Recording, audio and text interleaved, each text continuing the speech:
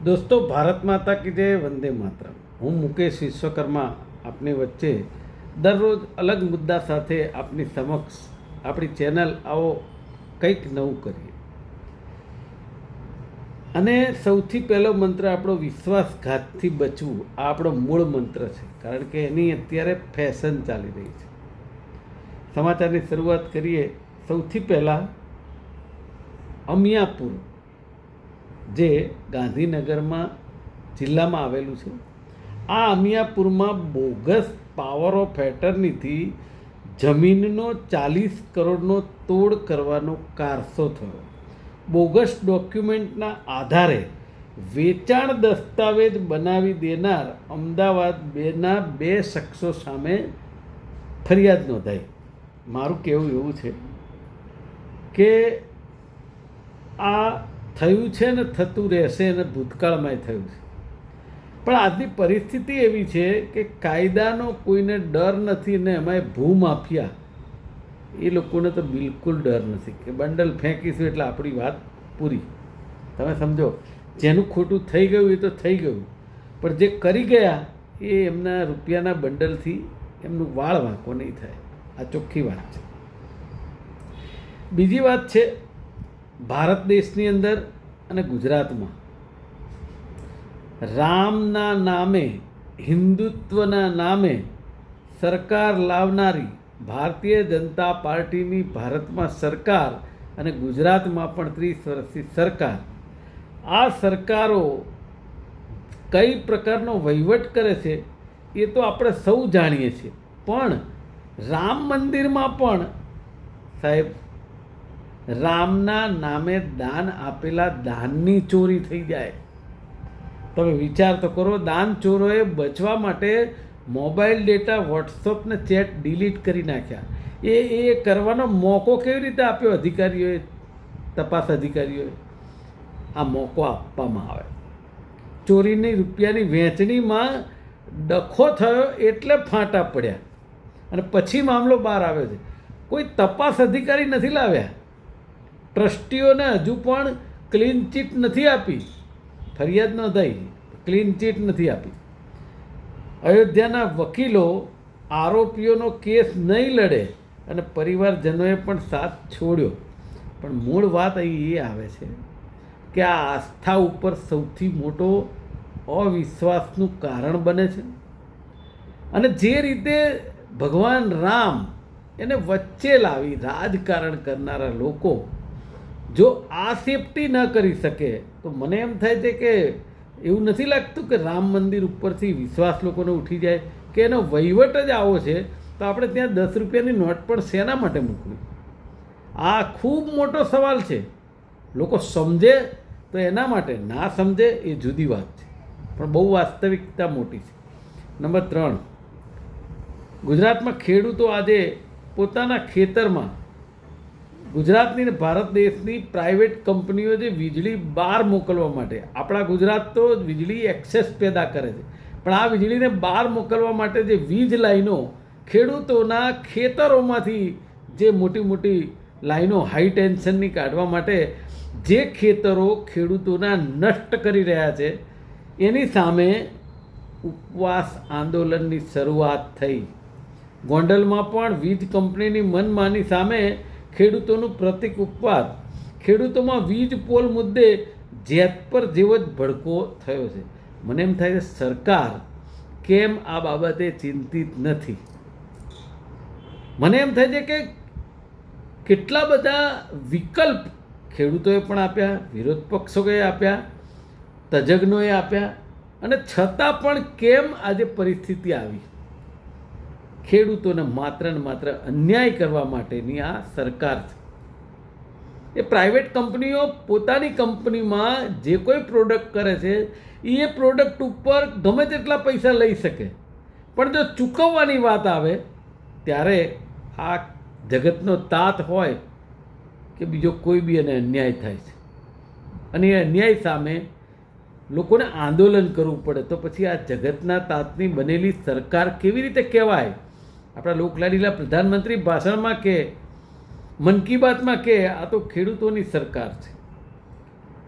ગુજરાતમાં કહેવામાં આવે કે આ તો ખેડૂતોની સરકાર છે, એટલે ખેડૂતોના મત લઈ લેવાના અને પછી ખેડૂતોની સરકાર કહેવાની અને આ જ જગતનો તાત ખેડૂતને અન્યાય કરવાનો. આ કેવી વરવી વાસ્તવિકતા છે. દેશના યુવા નેતા અને લોકસભાના વાયનાડના સાંસદ માનનીય શ્રીમતી પ્રિયંકા ગાંધીજીએ વાયનાડમાં પોલિયો અભિયાનનો પ્રારંભ કરાવ્યો અને એક બાળકને રસીના ટીપ્પા જાતે પીવડાવી અને પોલિયો રસીકરણ અભિયાનની શરૂઆત કરાવી.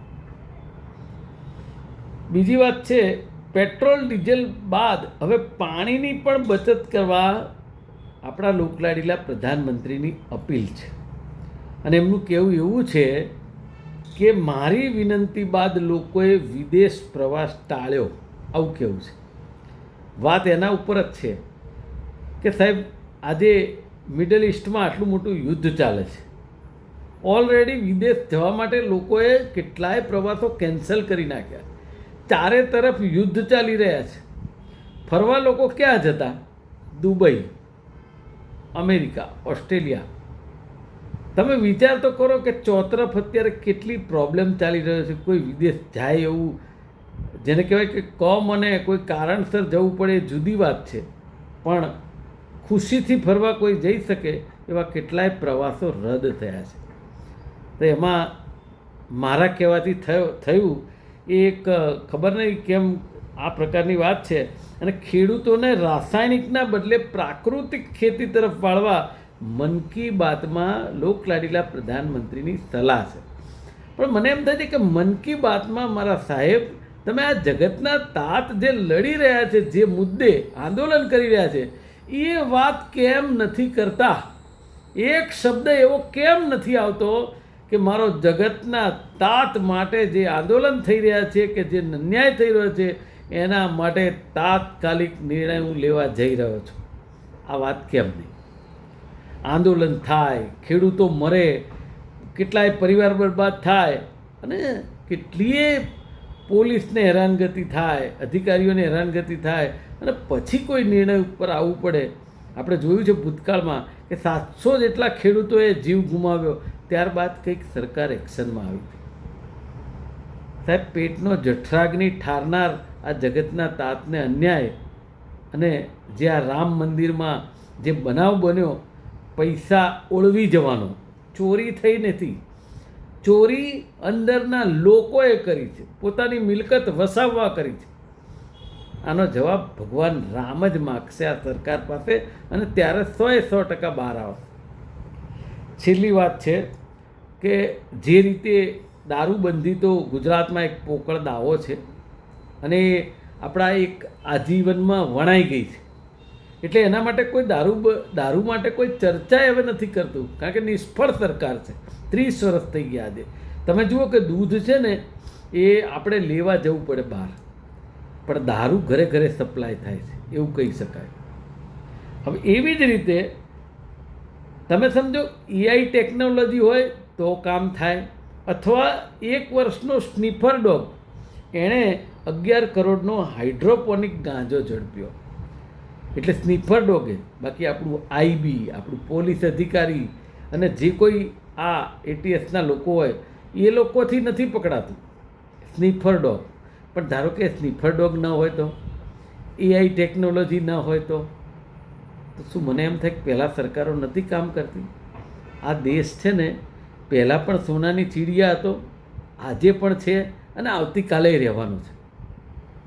એટલે ખોટા દંભ કરતાં વાસ્તવિક પરિસ્થિતિને ધ્યાનમાં લઈ અને જો હું કહું છું કે સત્તા અને સત્તાનો વહીવટ કરવામાં આવે તો હું એવું માનું છું કે ગુજરાતની અને દેશની જનતાને ન્યાય. પણ અહીંયા આગળ જ્યારે ચૂંટણી હોય ત્યારે ભાવનાત્મક મુદ્દા હોય, ભગવાન રામની વાત હોય અને જ્યારે સત્તા હાંસલ થઈ જાય પછી વિકાસની વાત કરવાની અને વિકાસના નામે ભ્રષ્ટાચાર કરવાનો. આવતીકાલે મુદ્દો ભ્રષ્ટાચાર છે. મસ્ત મોટા ભ્રષ્ટાચાર બહાર આવી રહ્યા છે, રોજે રોજ આવી રહ્યા છે.